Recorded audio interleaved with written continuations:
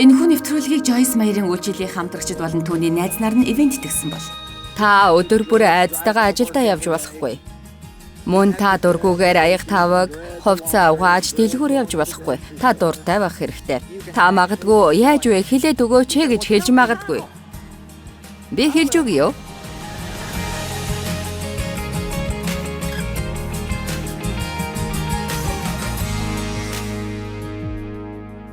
За, энэ амралтын өдрүүдээр өнөөдөр маргааш өглөө, маргааш орой гээд 3 удаа заах хичээл байна. Баяр хөөр болон жаргалтай байдал. Би баяр хөөрөөс илүүтэйгээр жаргалтай байдлын талаар ярих болно. Зөвхөн амралтаараа баяр цэнгүүнд эсвэл дэлгүүр хийсэх болон цөөхөн болдог гайхалтай өдрүүдээр л сэтгэл хангалуун байх биш. Амьдралын бүх зүйл сэтгэл хангалуун байх нь чухал юм. Гэхдээ магадгүй та амьдралд олон юм тохиолдно. Бид үргэлж уулын оройд амьдрна гэж байхгүй тийм үү? Гэж хэлж магад. Ихэнхдээ амьдрал нэгэн хэвэн байдаг. Өглөө босож, орой орондоо ороод, ажилдаа явж, гэртээ ирээд, аяг тавгаа угааж, машины тасаа солиод, зүлгээ тэгшилж, дэлгүүр ороод, хувцас угааж, хоолоо хийгээд, хоолоо идэж байгааг нь хараад дараа нь бүгдийг цэвэрлээд л иймэрхүү байдаг. Тэгээд дараа өдөр нь босож ажилдаа яваад. Гэхдээ би Бурхны тусламжтайгаар энэ бүгдийг хийж байхдаа сэтгэл хангалуун, жаргалтай байж чадна гэж боддог.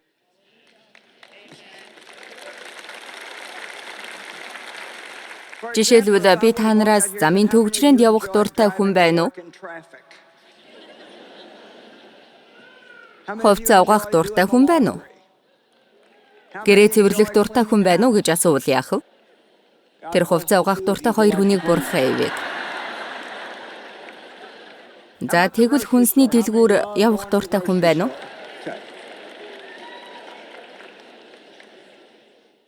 Би өнөөдөр өглөөхөн та нарт өглөөний хүн биш гэдгээ хэлсэн байгаа. Би өглөө сэрэнгүүтээ орноосоо өсөрч босоод тэгээд өглөөний мэндэ гэж хэлдэг үү. Би яг үннээр нь хэлэхэд миний хамгийн түрүүнд боддог зүйл бол бурхан минь би босмооргүй байна. Би босмооргүй байна. Бурхан харин надад нэг зүйлийг харуулсан бөгөөд би энийг та бүхэнд энэ амралтын өдрүүдээр ярьж өгнө. Олон хүмүүсийн амьдралыг өөрчлөх болно гэж бодож байна. Би хэдэн 7 хоногийн өмнө дэлгүүрт очив. Хувцсны дэлгүүрт байсан л да. Тэгээд яг л над шиг тогтмол дэлгүүр хийсдэг хэдэн эмэгтэйчүүд зогсож байсан нь миний үеийн настайвтар хүмүүс байсан л да.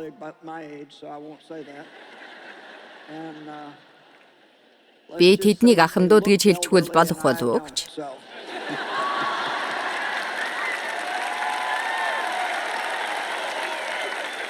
Та нар хүлээн зөвшөөрөх хэрэгтэй байх та.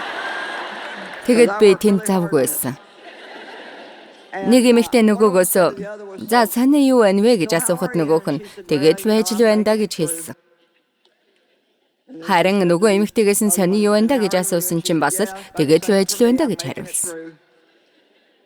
Тэгсэн би юу гэж бодсон гэхээр ямар харамсалтай юм бэ? Ихэнх хүмүүсийн хариулт байж л байна. Яваад л байж байна гэдэг. Гэтэл Бурхан бидэнд энэс хавьгүй илүү өгч өгсөн байгаа шүү дээ. Тийм үү? Бурханы хувьд арай ч хийн гэж байдаггүй. Тэр бол Яхава Шадай бурхан шүү дээ, тийм үү? Тэр бол арай ч хийдэг нэгэн биш бөгөөд харин хангалттай, бүрэн хангалттайгаар хийдэг юм. Хангалттайгаар. Хэрвээ танд Есүс байгаа бол энд байгаа хүн бүр баяр хөөргийг авсан байгаа. Харин Сатан баяр хөөргийг тань хаахыг хүсдэг бол эзний баяр хөөр нь таны хүч юм. Энэ баяр хөөр бол хүчтэй. Мөн эдгэгч учраас энэ бүгдийг амсаж байгаа хүмүүс энэ дэлхийн хамгийн жаргалтай хүмүүсээ гэж би боддог. Амен. Бид ямар ч үед баяртай байх хэрэгтэй бөгөөд чимээгүй дотроо баярлж, эсвэл сэтгэл нь хөдөлсөн, чангаар орилсон тийм баяр хөөртэй байж болно. Баяр хөөртэй байна гэдэг нь та өдөржин инээж хөхрөн гэсэн үг биш. Харин бид дотроож баяр хөөртэйгээр амьдарч болно. Хүн болгон өөр зан чанартай. Би 2 охинтой нэг нь их хүчирхэг хүний зан чанарын тухай судалж байхад тиймэрхүү зантай хүнийг сангвиник гэдэг баха, тийм үү? Тийм зантай тэр өглөөний хүн л дээ. Эрт босоод бүгдээрэнд өглөөний минь сони юу андаа гэдэг бөгөөд жижигхэн зөвлөлд тэр их баярлдаг. Энэ нь тэр бусдаасаа илүү сүнслэг гэсэн үг биш юм. Мэдээж тэр сүнслэг охин бурханд хайртай. Тэрний үгийг заадаг. Зүгээр л иймэрхүү зан чанартай охин. Бид бүгд өөр зан чанартай гэдгийг бид ойлгох хэрэгтэй. Нэг өдөр манай гэрт ирээд тэр юу гэсэн гэхээр би өнөөдөр зул сарын баярын гэрэл худалдаж авна.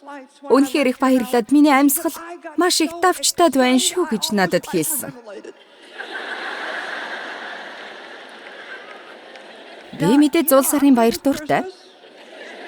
Гэрлүүдэд ч дуртай. Гэхдээ арайч амьсгал давчдахаар баярлдаг. Энэ л миний гаргах цан харан шин биш. Амен.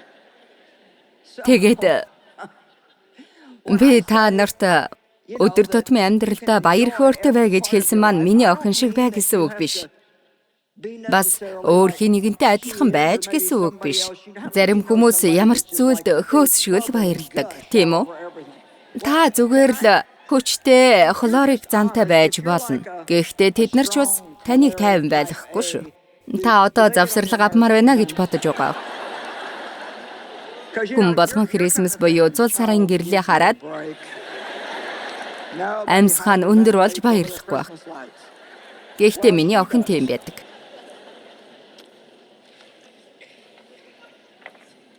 Жаргалтай болдог. Танаас нэг асуулт асууя. Хүүхдүүд тань жаргалтай байгааг хараад та баярлдаг уу? За.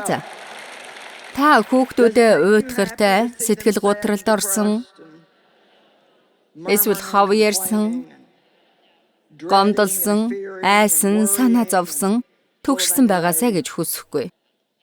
Тийм үү? Тэгвэл хүмүүс юм байгаа бол бурхан ямар байх болоо гэж бодож үзэх хэрэгтэй. Тийм үү? Бүх хүмүүст биш. Гэхдээ зарим хүмүүс байдаг нэг асуудал бол надад ч байдаг байсан асуудал. Тэр нь амьдралаа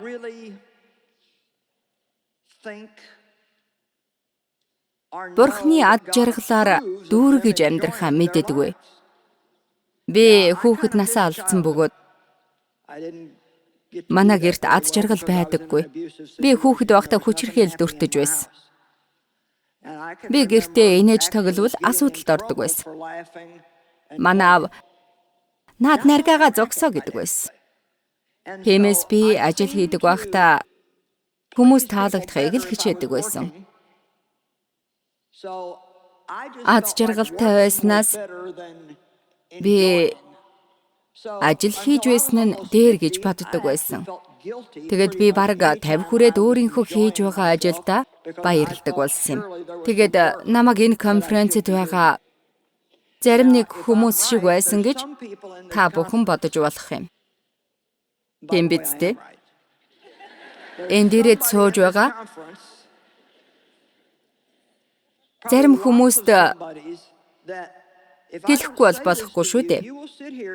Зарим нэг нь энд суугаад гэртээ буцаж очиход хүлээж байгаа ажил байгаа болохоор гэртээ үлдээд хийж байсан дээр гэж бодож байж болох юм.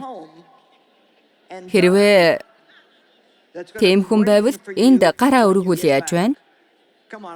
Алло. Мэдээж олон зуун хүн байгаа. Энэ юу гэсэн үг вэ? Би та нарт нэг зүйлийг зааж өгье. Хийх зүйл маргааш болтол хүлээж л байдаг.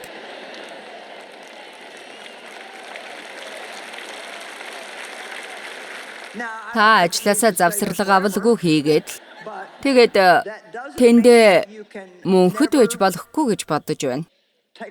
Та төр зуур завсарлага авбал ажлын бүтээмж чинь сайжирч бас илүү жаргалтай байдаг. Тийм ээ. Би өдөржин ажиллаж байгаад 5 минутын завсарлага авдаг болсон. Би нэг зүйлээ дуусгаад нөгөөх рүү нь ордог байсан. Тэгээд одооноос юм болсон. Би дасгал хиймээр байгаа бол дасгалжуулагчтайгаа даваа лавг баасан гаригуудад дасгал хийдэг болсон. Би банк хийсээр угаад ядарсан. Миний дараагийн хийдэг зүйл бол бүх юмаа цэвэрлээд, усанд орж үсээ янзлаад нэг иймэрхүү зүйл хийдэг. Дараа нь сандал дээр очиж 5 юм уу 10 минут суугаад тэгээд би шинжлэгдсэн юм шиг л болдог. Ингээд л би дараагийнхаа хийх зүйл рүү явдаг.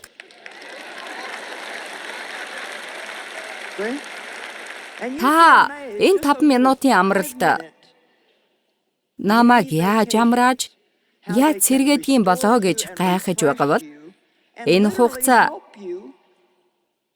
таныг асуудлаасаа гарч энэ өдрөө жаргалтай өнгөрөөхөд тустай байдаг. За бүгдээрээ бичээсийн 4 бүлгээс харъя. Та нар нухацтай хараарай. Бурхан биднийг ажиллаад тэгээд юм бүтээгээд л байгаасаа гэж хүсдэггүй. Харин амьдралдаа баяр жаргалтай байгаасаа гэж хүсдэг гэдгийг заасан ишлэлүүд байгаа. Үнэхээр бидний нүдийг нээж өгөх болно. Иохан 10:10 бидэнд хэрэгтэй ишлэл бөгөөд бид өөрсдийн телевизийн зурагтын хөтөлбөрөөр баяр хөөрөөр дүүрэн амьдрал гэж нэрлэдэг бөгөөд энэ энгийн боловч надад сурахад маш их хугацаа шаардсан. Та нарын заримд нь сонь сонсогдох бах. Харин ихэнхэд нь тийм биш байхаа. Миний ярьж байгааг ойлгож байгаа үсттэй? Ихэнх нь ойлгож байгаад бурхан талархъя. Зөв сэдвэл ярьж байгаа юм байна. Иохан 10:10 хулгайч зөвхөн хулгайлан алж зүүтгэхээр ирдэг. Би тэднийг та нар Есүс ирсэнд баяртай байна уу? Энд бичсэн зүйлд би дуртай байгаа. Муу сүнсний хийх зүйлийг хэлсний дараа нь би тэднийг амьтай, бэлгсэн амьтай байлгахын тулд ирсэн билээ. Зөвхөн сайхан амьдруулахын тулд биш, бэлгсэн гэж хэлсэн. Бүгдээрээ би амьдралдаа жаргалтай байна гэж хэлээрэй. Бид энгийнээр амьдарч байхад Бурхан бидний амьдралыг гайхалтай болгодог. Та энгийнээр амьдарч байсан ч, асуудалтай байсан ч хамаагүй өөрийнхөө амьдрал жаргалтай байх хэрэгтэй. Би яаж юм байх болж байна вэ? Бүгдээрээ өнөөдөр энэ талаар ярилцах болно. Амьдралд болж байгаа олон зүйл бид яаж хандхаа өөрсдөө л шийддэг. Амен. За. Ишлэл дээр элбэг, бялгсан, цутгсан гэж бичсэн байсан нь зүгээр л хүрэлцгүйц биш. За болох л байх та гэсэн зүйлч биш. Баяртай, жаргалтай байхад хангалттай гэсэн үг юм. Бүр цаашлаад танаар дамжуулан хэрэгцээтэй байгаа хүмүүстээр цутгах боломжтой. Есүс хүмүүсийг өөрийнхөө дотор бай гэж хэлсэн. Иохан 15 дугаар бүлэг дээр түүний дотор байхыг хэлдэг. Та нар миний дотор, миний үгс та нарын дотор байваас та нар юу хүсснээ гуй. Тэгвэл та нарт биелэх болно. Та нар их жимс гаргаж, тэгээд тэр 10 дугаар ишлэлд дотор байх, хайр дотор байх талаар хэлсэн. Хайр дотор байх. Тэгээд 11 дээр тэр өөрийнхөө дотор байх талаар маш олон зүйл хэлснийхээ дараа миний баяр баясгалан та нарт байж, та нарын баяр баясгалан дүүрэн болохын тулд энийг би та нарт хэлэв.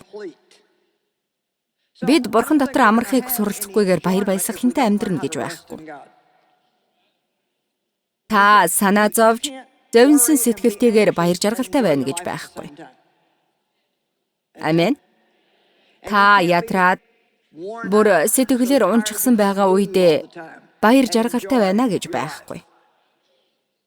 Бид амьдралаа тэнцвэртэй авч явж сурах хэрэгтэй бөгөөд хэцүү байгаа үедээ баяр жаргалтай байж сурснаар бид өөрсдийгөө сэргээх боломжтой юм. Тайлбар Библиэлд би та нарт баяр хөөр болон баяр жаргал, талархал та нарын дотор байж асгаран халиасаа гэж хүссэндээ эдгээр зүйлсийг хэлж байна гэсэн. Тэгэд Иохан 16-гийн 24-дэр одоо болтол та нар нэрээр минь юу ч гуйгаагүй. Гуйхтун. Баяр баясгалан чинь дүүрэн болохын тулд та нар хүлээн авна. Тайлбар Библи та нар баяр хөөр дүүрэн байхын төлөө залбир. Бид олон зүйлийг гуйдаг мөртлөө төр зогсоод хүлээж авах цаг гаргадаггүй. Баярлалаа. За ийм байна. Сайн бодоод үзээрэй. Би та нарыг сайн бодож үзээсэй гэж маш их хүсэж байна. Та нараа ямар ч үед баяр хөөртэй байхыг сурчхвал муу сүнсний уурыг хүргэх болно. Та өдөр бүр ажилдаа явахдаа дургүй, аяг таваг хувцас угаахдаа дургүй, дэлгүүр явах дургүй байх шаардлагагүй. Харин ч дуртайгаар бүгдийг хийдэг болно. Та магадгүй яаж вэ хэлээд өгөөч гэж хэлэх баг. Тэгье. Хэлэхгүй удаан байхаар надад хэцүү л байна л да. Гэхдээ би та нарыг хүлээлгэмээргүй байна. Баяр баясгалангаа илүү дүүрэхийн тулд гуйгаад ав. Олон хүмүүс хүлээж авахтаа муу байдаг. Хүн юм өгөх гээд байхад тийм дургүй байдаг. Би болохоор маа гэхээр үгүй гээд би болохоор авчхалтаа тийхүү гээд байгаа юм шиг л. Зүгээр л авчхалтаа. Олон хүн Бурханаас яаж авахаа мэддэггүй. Та нарын зарим нь Бурханаас нэг үсэл өршөөл авах хэрэгтэй баг. Энэ чинь зүгээр өгч байгаа зүйл. Та магадгүй түрүү жил буруу зүйл хийгээд Бурханаас уучлалт гуйсан байж болох юм. Тэгээд Бурхан таныг уучлсан байхад харин та өөрөө өөрийгөө уучлаагүй. Бурханы өршөөлийг хүлээж аваагүй байж болно. Өршөөл бол та хүртэх ёсгүй байсан боловч Бурханы хийсэн сайн зүйл юм. Та өршөөлийг хүртснээр жинхэнэ баяр баясгалан авах болно. За тэгээд Иохан 17:13 дээр хэлснийг би тайлбар Библиэд дээрээс уншаад өгье. NIV бас тайлбар Библиэс үзье. Харин одоо би танд очино. Тэдний дотор баяр баясгалан минь дүүрэн байхын тулд энэ бүхнийг би ертөнцөд байхдаа ярьж байна. За одоо тайлбарыг үзье. Би та нар дээр очиод дэлхий дээр байхдаа хэлж байсан зүйлээ хэлнэ. Та нар дээр миний баяр баясгалан дүүрнээр төгсөөр бэлхмаар байг. Тэдэнд юу байгаасаа гэж байна вэ? Юу? Бурхан минь. Тэгэхээр энэ нь итгэлээр биш, туршилгаараа тэрний баяр хөөргийг авч амьдралдаа амсараа гэж хүсэж байгаа мó? Бид бүгд зөвхөн итгэлээр гэдэгт итгэдэг. Итгэлээр хүлээдэг, итгэлийн хүн. Гэтэл бас өөр зүйл хүсэх хэрэгтэй болдог үе ирдэг байжээ. Би эхлээд амьдралдаа амсаж үтсэн байх хэрэгтэй байх нь. Тэгээд хэнийг энийгээ хэлэх болдог. Тэгэхээр чи хүлээлтийн үнцийг гарч байгаа нь. Тийм шүү.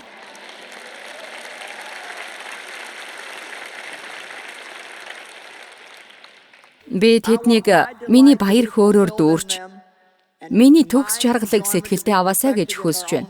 Есүсийг та хэр зэрэг баяр баясгалантай гэж бодож байна вэ? Тэрээр би та нарыг над чиг баярлаасаа гэж хүсэж байна. Би таныг надад байгаа шиг баяр баясгалан аваасаа гэж хүсэж байна. Би таныг амьдралдаа байж болох бүх боломжоор баяр баясгалантай байгаасаа гэж хүсэж байна гэсэн. Та нарт ямар сонсогдож байгааг мэдэхгүй. Надад бол дайжгүй сонсогдож байна. Би баяр хөөртэй байх боловсрал байдаг гэдэгт итгэдэг бөгөөд Энэ нь үнэхээр чухал бөгөөд Бурхан биднийг баяр баясгалантай байгаасаа гэж хүсдэг гэдэгт итгэх хэрэгтэй. Та нар Бурхан намайг баяр хөөртэй амьдралаар амьдраасаа гэж хүсдэг гэж хэлээрэй. Гэхдээ мэдээжийн зүйл бол бид байнга амралтанд байхгүй байгаа. Зарим тань энэ зүйлд баярлдаггүй ч гэж болно. Ягд гэвэл та амралтаа аваад явах гэхээр олон асуудлууд гарч ирж санаа зовоодог. Бидний амьдралд онцгой өдрүүд хэрэгтэй бөгөөд та сүүлд нь Бурхан минь өөр зүйл хэрэгтэй байна. Ямар нэгийг үзүүлээч гэж хэлэх өдөр ирдэг. Би таныг хэн болох, юу хийдгийг мэдэхгүй л дээ. Гэхдээ бүгд л нэг ийм үе тулгардаг. Иймэрхүү үе тулгархад нь би за Бурхан минь. Би итгэлээр удаан хугацааны турш хийлээ. Одоо харин надад зориулж онцгой зүйл хийгээрэй гэж хэлдэг. Та үнэхээр хэцүү байгаа тэр үедээ Бурханаас өөрийнхөө амьдралд онцгой зүйл хийж өгөөрэй гэж хэлэхэд буруу зүйл байхгүй. Би хэдэн өдрийн турш энэ зүйлийг залбирч байсан. Тэрнээс хойш 3-4 шинэлэг зүйл тохиолдсон. Миний тэр зүйл тань тийм сүрхий зүйл шиг санагдахгүй болно. Гэхдээ энэ нь Бурхан над руу ирмэж байгаа юм шиг л санагддаг. Та эдгээр зүйлсийг сонсох дургүй гэж юу? Би энд байна. Би чамайг сонссон, чамайг халамжлах болно. Бидэнд байдаг нэг шалтгаан бол бид Бурханаас гуйгаад л авчхаж болохоор байтал хүмүүс бидний хүсч байсан зүйлийг өгч чадахгүй байна гэдэл уурладаг. Тийм шүү, сайн сонсоорой. Би Дэвид уурладаг нэг шалтгаан бол тэр энийг ч тэрийг ч хийгээгүй байдаг. Би энийг олон жил хийж байна. Гэхдээ энэ нь ямар ч хэрэггүй гэдгийг л танд хэлж чадах байна. Та нар хүмүүсийг буруутгаснаар тэр хүнээ хизээж өөрчилж чадахгүй. Харин өөрийн баяр хөөрөөл алдах болно.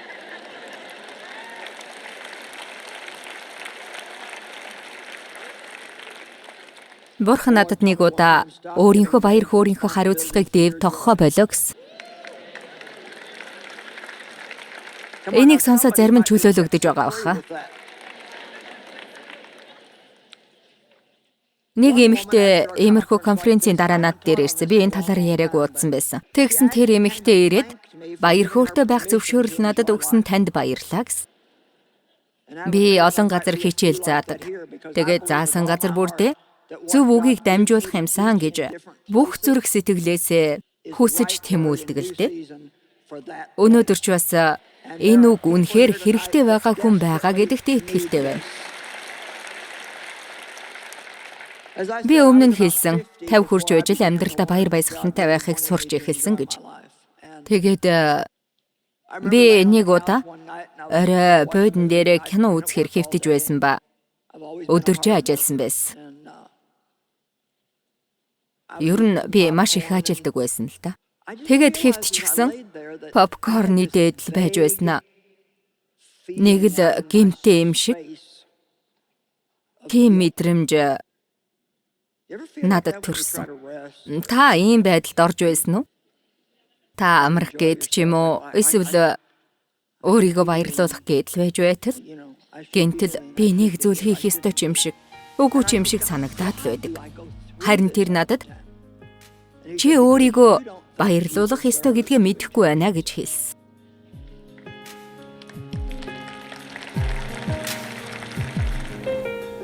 Сайн санаарай. Бурхны тусламжтайгаар бид өөрсдийн амьдралдаа хийж байгаа бүх зүйлдээ өдөр тутмын зүйлс болон учирч байгаа зүйлдээ баяр хөөртэй байж чадна. Нөхцөл байдал ямар байсан ч хамаагүй яг одооноос эхлээд та өөрийнхөө амьдралыг баяр жаргалтай байлгах боломжийг нээж өгөөрэй.